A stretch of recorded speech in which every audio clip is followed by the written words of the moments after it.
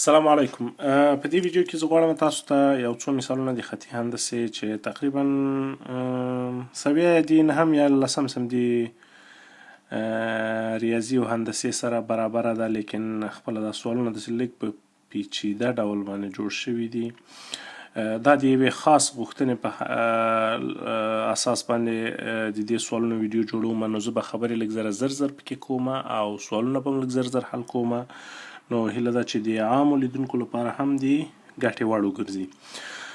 او هر سوال ته به یو شمیره ورکوم چې دا شمیره د خاص دغه کس لپاره چې چالمانه دا د دې سوالو غوښتنه کړې ده دغه لپاره به وي دا شماره. نور په عادي ډول باندې هر سوال چې خلاصیږي په آخر کې به اشاره کوم چې دا د دې سوال حل ده او بیا به بل سوال شروع کوم. خو سوالونه به داسې په لیکلو صرف دغه اول سوال لیکم، دا نور سوالونه به صرف په خوله باندې وایم، نور به سوالونه لیکم نه، حل به صرف لیکمه.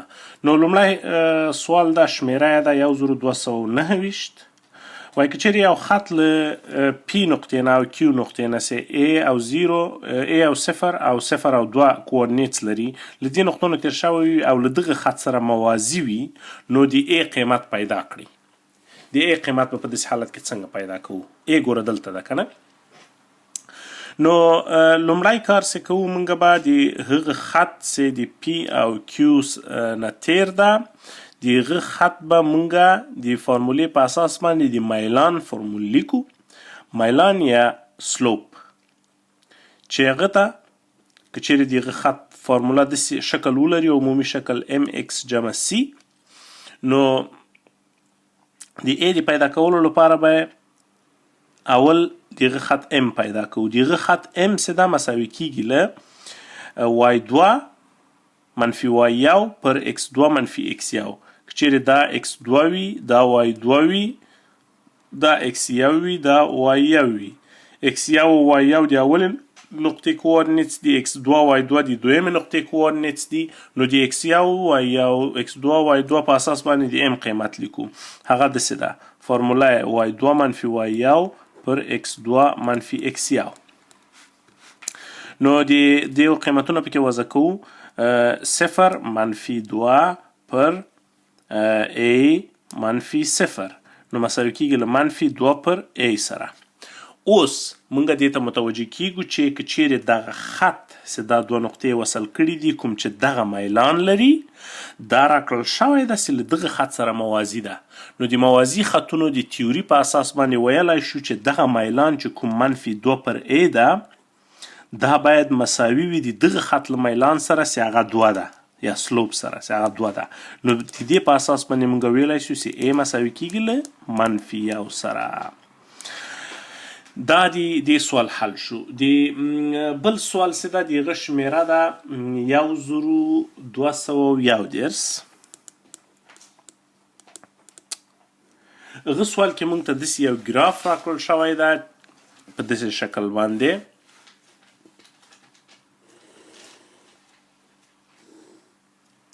پکې یوه مربع ده، یو بله وړوکې مربع ده. که چیرې دا د وای اکسس وي، دا د ایکس اکسس وي، دا راکړل شوي دي. که چیرې دې ته A ووایو، نو د A مساحت یا ایریا ده 25، او که چیرې دې ته B ووایو، د دې مساحت یا ایریا ده 14. اوس داسې یو خط راکړل شوی ده چې که چیرې د دغو دواړو کنجونو نه یا دغه دواړو د کنجونو نقطې یو خط سره وصلې کړي وي، په داسې ډول باندې یو خط سره وصلې کړي وي، د دغه خط میلان به موږ څنګه پیدا کوو یا سلوپ. ګوره دلته یوه نقطه لرو، د دغه مربع کنج ده. که چیرې دې ته پی ووایو، حل به یې داسې کوو، او دې ته کیو ووایو، نو اول به موږ د دې خط د میلان لپاره د کیو او د پی کوارډینیټس معلوموو. په دې معلومه خبره ده چې د کیو د ایکس کوارډینیټ باید دغه زوله د دې مربع وي، او دا زوله د دې مربع څنګه پیدا کیږي؟ جذر د 25. جذر د 25 به یعنې د مونږه x1 شي، چې هغه به د پی کوارډینیټ وي. نو پی به د مونږه x1 y1 کوارډینیټ لري، او کیو به د مونږه x2 y2 کوارډینیټ لري. نو x1 به د مونږه معلومه ده چې 15 شي، همدارنګه به y1 هم د مونږه معلومه ده چې جذر د 25 کیږي، چې هغه به 15 وي. نو مونږه د پی کوارډینیټس پیدا کړل. اوس به موږ د کیو کوارډینیټس پیدا کوو. د کیو ګوره د ایکس کوارډینیټ څه ده؟ دلته ده که نه، د دې نقطې. نو دا له 5 سره د 14 جذر نورم یو ځای سوی دی، یا د دغه مربع زوله نورم ورسره یو ځای شوې ده.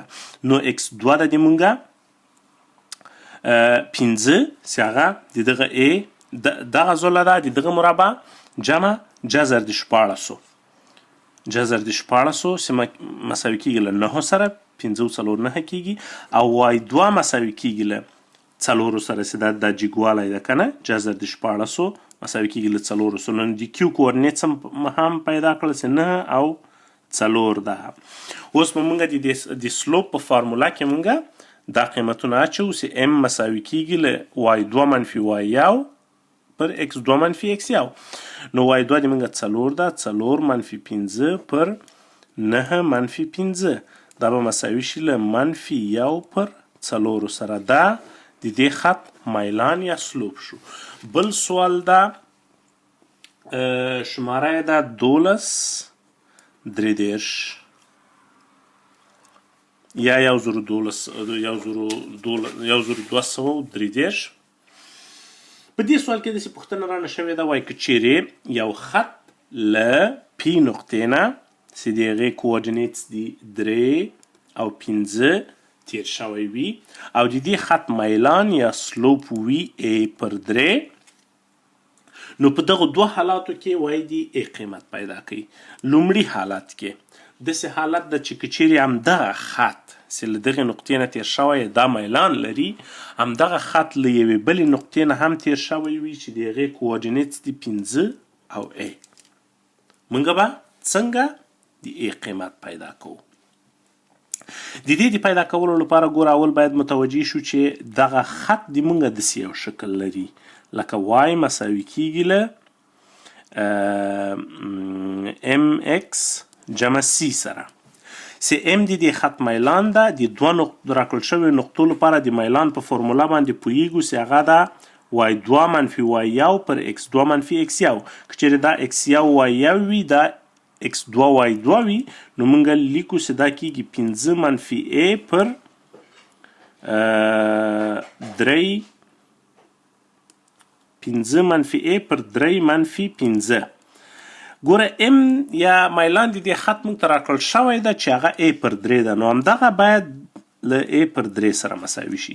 کله چې دا له ا پر 3 سره مساوي شي دا موږ طرفین وسطین کولی شو، نو موږ لرو چې 15 منفي 3 ا ګوره 3 په دغه صورت کې ضربیږي مساوي کېږي له 3 منفي 15 منفي 2 کېږي، منفي 2 ضرب ا منفي 2 ا کېږي.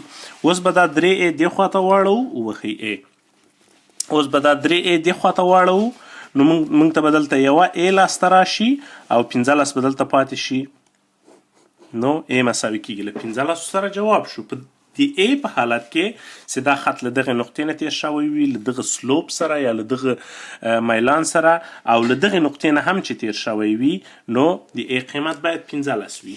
اوس په یو بل حالت کې هم موږ نه غوښتل شوي دي چې د ا قیمت پیدا کړو، هغه داسې حالت ده، هغه بي برخه ده د همدغه سوال دی 1233 چې که چیرې دغه خط د وای محور یې په 4 پر ا کې ډېرو بخیز دا سوال ته یې باید وګورم.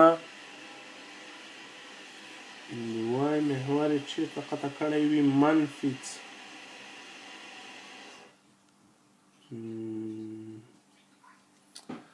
مانه سوال ورک شو، ډېرو بخښئ.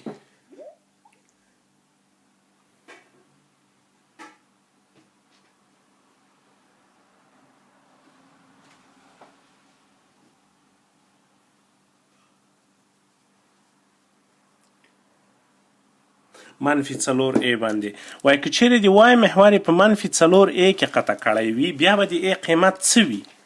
نو موږ د سوال معادله ګوره درلودله، دا اوس هم حل کړله چې موږ دا معادله که چیرې د دغه خط شکل د موږ دا وګوره، وای مساوي کېږي ام ایکس جمع سی او ام د موږ ا پر 3. نو وای مساوي کیږي A پر 3 x جمع C.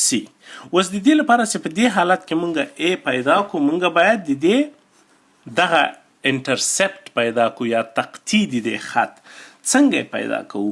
داسې پیدا کوو چې مونږ ته ګوره یوه نقطه تیار راکړل شوې ده چې هغه ده دغه P 3.5.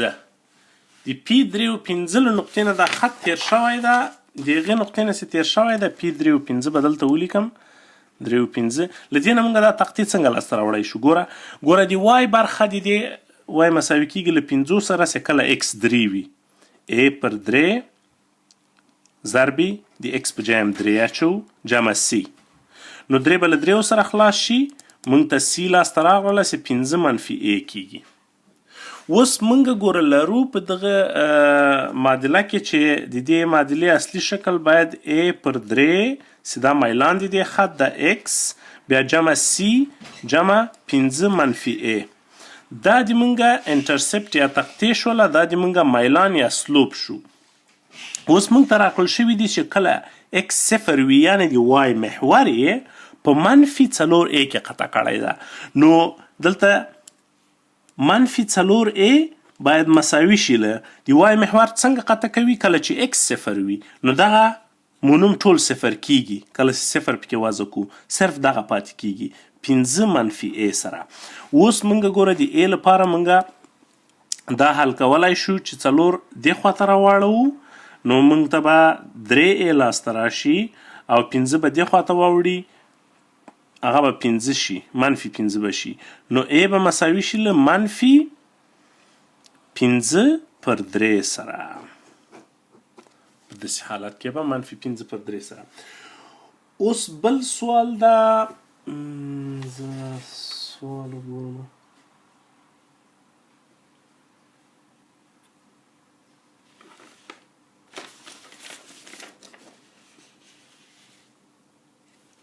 ښه، یو بل سوال لرو، هغه دغه شمیره ده 1215.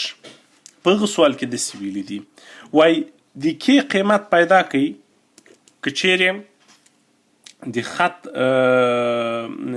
یو خط معادله راکړل شوې ده چې وای مساوي کیږي له kx منفي 7 سره، او د بل خط معادله راکړل شوې ده چې وای مساوي کیږي له 2x جمع 3 سره.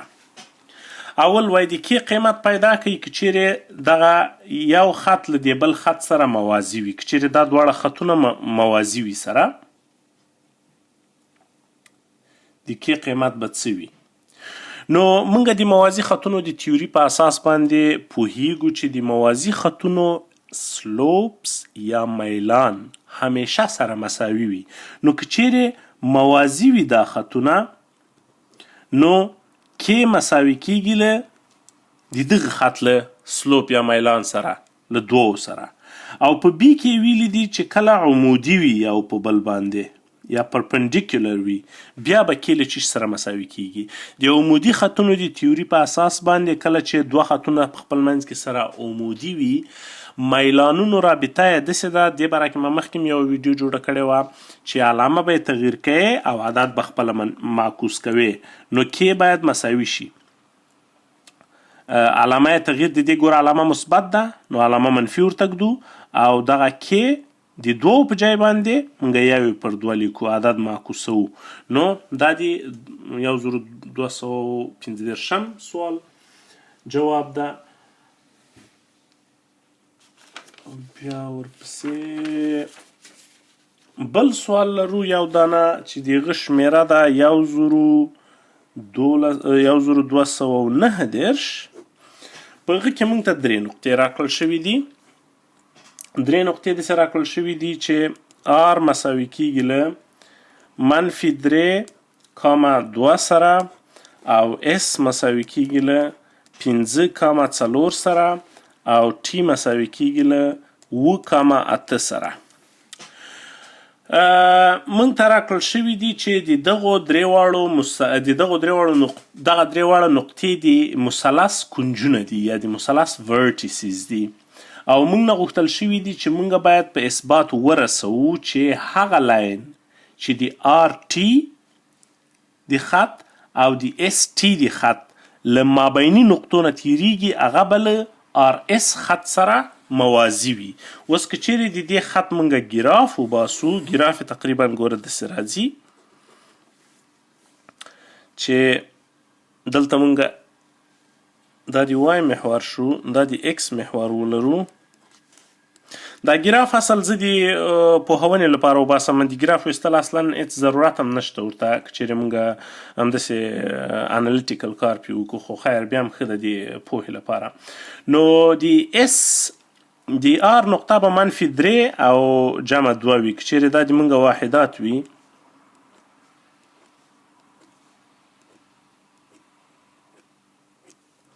یو دوه درې څلور پنځه شپږ اووه اته.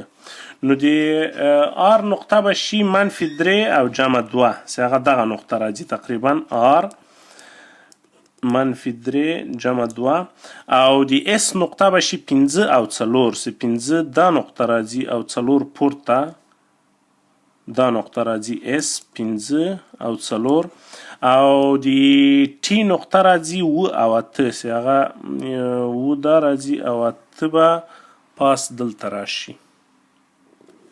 نو دغه نقطه تقریبا دا نقطه راځي. اوس ګوره له دغو درې نقطو نه کوم مثلث چې منځته راځي، داسې یو مثلث منځته راغی. اوس موږ نه غوښتل شوي دي چې د دغه اس ټي د نقطې د خط په مابیني نقطه باندې او د آر اس د آر ټي د خط په مابیني نقطې نه کوم خط چې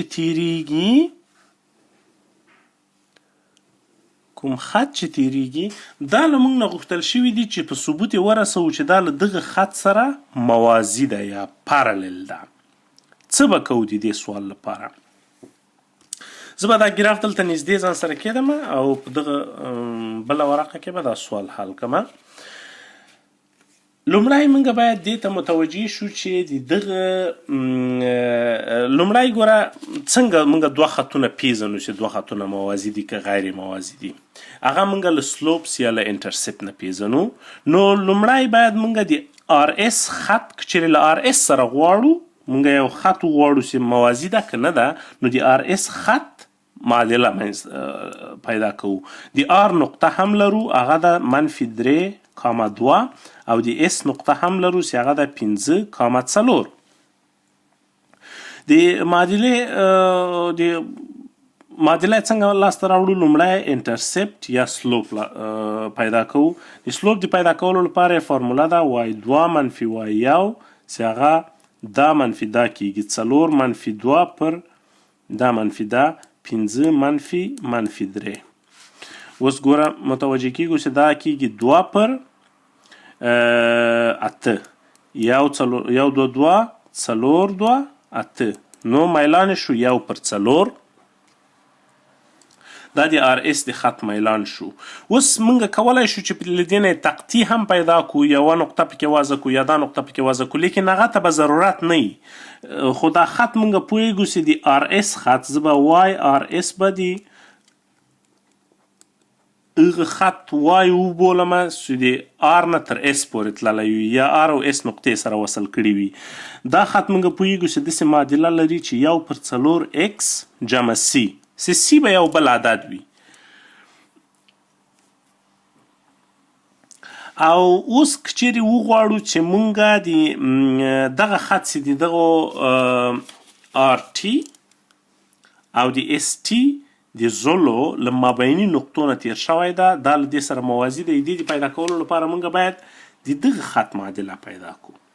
نو د یو خط د معادلې د پیدا کولو لپاره مونږ باید د دوو نقطو کوارډینیټس وپیژنو چې له کومو دوو نقطو نه دا خط تیر شوی ده. لیکن د دې دوه نقطو کوارډینیټس ګوره مونږ نه لرو. د دې دوه نقطو کوارډینیټس مونږ دغه معلومات راکړل شوی ده چې دغه نقطه د دغه زلې له مابیني نقطې نه تیره شوې ده او دغه نقطه د دغه زلې له مابیني نقطې نه تیره شوې ده او د دغه نقطو کوارډینیټس لرو. نو د دې نقطو د کوارډینیټس نه مونږ د اول د که چیرې دغه نقطې ته وبخي دغه نقطې ته پی وایو دغه نقطې ته کیو وایو نو اول موږ د پی کوارډینیټس داسې پیدا کوو چې د پی کوارډینیټس مساوي کیږي له x1 جمع x2 پر 2 یا اوسط د دغه نقطې او د دغه نقطې له اوریج یا اوسط نه سي دا x1 ده دا x2 ده دا به له دې سره جمع کوئ په 2 به تقسیمه دا د x کوارډینیټ ده د دې نقطې او بیا به دا له دې سره جمع کوئ په x په 2 به تقسیمه دا به د y کوارډینیټس راکړي نو y1 جمع y2 پر 2 اوس د p کوارډینیټس لاسته راځي چې هغه د -3 جمع و پر 2 کاما 2 جمع 8 پر 2 نو دا به لاسته راشي چې -3 و 4 کېږي 4 پر 2 دی 2 او 2 و 8 10 کېږي 10 پر 2 دی 15 نو د پی نقطې کوارډینیټ هم لاسته راوړل چې هغه د 2 او 15 اوس به د کیو نقطې په همدې ډول باندې لاسته راوړو نو د کیو نقطې کوارډینیټس به شي په فارموله کې اچو چې 15 و 15 کېږي 15 پر 2 کاما وی 15 و 12 کېږي وبخښئ ډېر زیات 12 پر 2 او 4 و 8 12 کېږي 12 پر 2 نو دا مساوي سولو شپږ کاما شپږ سره نو د کیو کوارډینیټ هم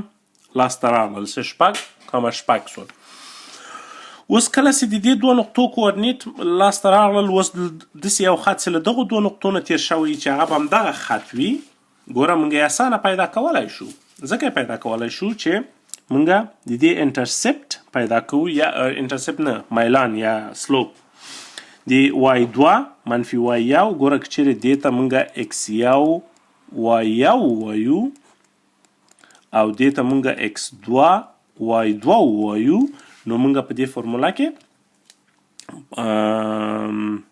د دې په استفاده باندې موږ کولی شو چې ولیکو y2 منفي y1 پر x2 منفي x1 دا به مساوي شي له شپږ منفي 15 چې ګوره دغه y2 ده وینې او دا y1 ده بیا دا x2 ده دا x1 ده شپږ منفي 15 پر شپږ منفي 2 نو دا به مساوي شي ګوره شپږ نه 15 لاړ سي یو له شپږو نه 2 لاړ سي 4 پاتې کېږي اوس ګوره که چیرې متوجه شو دا خط څه ده دا د واي پی کیو خط ده که نه نو واي پی کیو خط ام یې راووته 1 پر 4 x جمع سی سی به دا یو بل سی وي دا به دا سی نه وي دې سی ته به م آر اس ولیکمه دې سی ته به پی کیو ولیکمه اوس ګوره زمونږ غټ مطلب چې حل کېږي هغه په همدغې ارزیابي باندې حل کېږي چې ګوره د دغه خط معادله مو هم راوویستله او د دغه خط معادله مو هم راوویستله